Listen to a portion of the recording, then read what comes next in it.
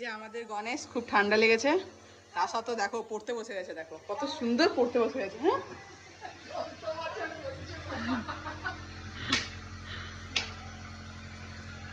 বাহ, এর অভ্যস্ত গণেশ, এবারে অভ্যস্ত।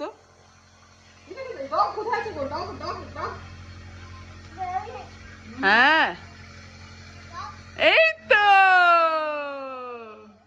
আর সিয়া ক্যাট, হ্যাঁ এটা ডগ, এটা ডগ, এটা ডগ, হ্যাঁ ডগ ডগ, হ্যাঁ। আর ক্যাট, ক্যাট সিয়া ক্যাট, এটা ট্রি ট্রি, হ্যাঁ ঠিক ঠিক। আর ক্যাট